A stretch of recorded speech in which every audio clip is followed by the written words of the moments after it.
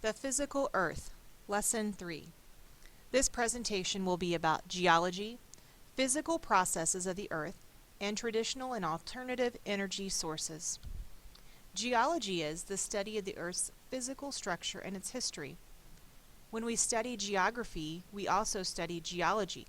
We look at the history of the physical structure of the Earth and the processes that shaped it. Components of the Earth. Components of the Earth are probably review for most of you. However, on your diagram on your follow-along sheet, I would like you to label the crust, the mantle, the outer core, and the inner core. Plate tectonics. This is the idea that the Earth's upper level of the mantle is divided into several plates, about 30 that are in constant motion. The plates are moving even right now. We don't feel the movement because it is very gradual and slow. When the plates slip and we feel sudden movement, we feel that in the form of an earthquake, and probably will be the only time that you actually feel the plates move.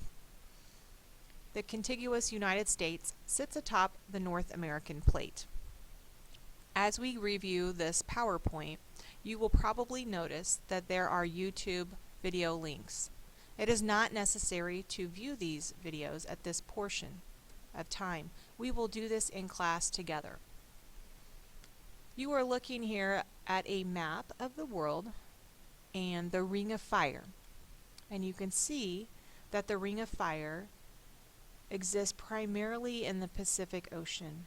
You can see that on the eastern part of the Ring of Fire.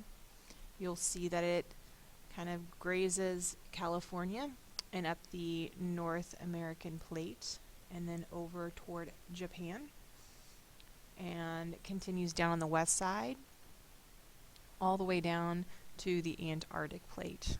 Now the Ring of Fire is a hot spot. We will view a video that'll kind of show us how islands are born in the Pacific that has to do with the Ring of Fire, and also how volcanoes and earthquakes are common along fault lines and also within this Ring of Fire. It's geologically a very active spot in the world. Now, the continental drift theory relates to plate tectonics. This idea is a theory, so geologists believe that this is probably what happened millions of years ago, that our current 7 continents were actually one giant continent called Pangaea. Over time, because of plate tectonics, Pangaea kind of broke apart from each other and the continents floated or drifted to their present locations. Now, with plate activity, we know that that creates many things. Earthquakes, volcanoes. If an earthquake is offshore, it will create a tsunami, which is a giant tidal wave. Now, Pangaea drifted apart to kind of float to their continent's 7 locations. Now, one way that geologists, try to prove this theory of continental drift is the idea that fossils from the same time period are identical, say in South America on the eastern portion, and then in Africa on the western portion, suggesting that these 2 continents were not separate, but were joined as one at one particular time in history. Plate boundaries. Here we see divergent, convergent, and transform plate boundaries. At the plates where they meet, we call those plate boundaries. Divergent is where the plates kind of pull apart. Convergent is the opposite, where they push together. Now, if one plate pushes into another plate, you could have a mountain range, for example, form.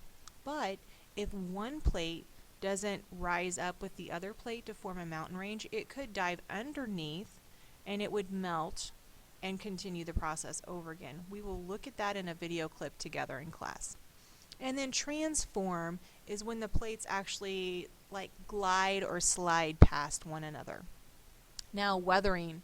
This is a great picture of the Grand Canyon, and you could see the river at the bottom of the canyon. It's important to know with weathering that physical processes with the earth, some of them are due to weathering, rain, water, erosion, etc. Now, this river used to be situated at the top part, kind of lying on top, and over time, the water, the force of the river has whittled away or cut away the earth to form this beautiful canyon.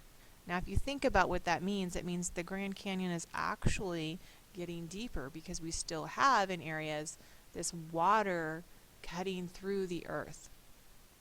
Now, for your follow-on guide, weathering is changes that occur as a result of weathering. It is a breakdown of rock at or near the Earth's surface into smaller and smaller pieces. So it's large rocks becoming smaller rocks, and smaller rocks and little tiny pebbles and sand pieces and dust. And that weathering process we see around the world. Mechanical and chemical are the two types of weathering. Mechanical is that rock is physically broken down and weakened at the surface.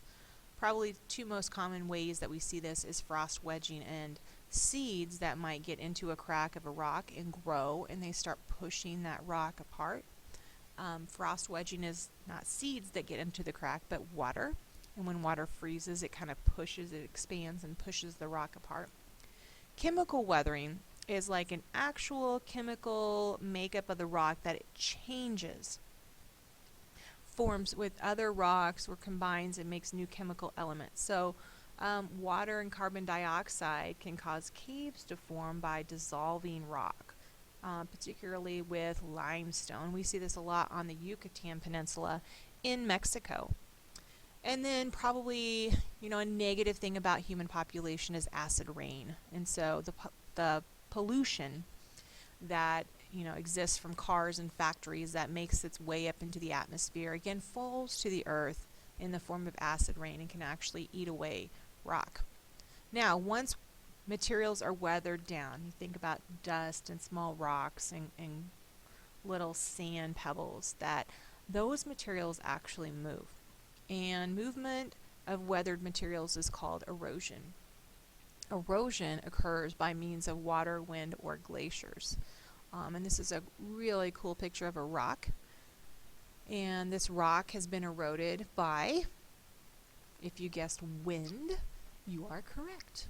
So the wind blowing pieces around of little sand and so forth has weathered this beautiful rock to make it look this funky formation. And the same thing not only occurs with wind, but water and also glaciers. Now, I found this interesting picture. I thought it looked super yummy. It is a cake of the world, and it's pretty complicated.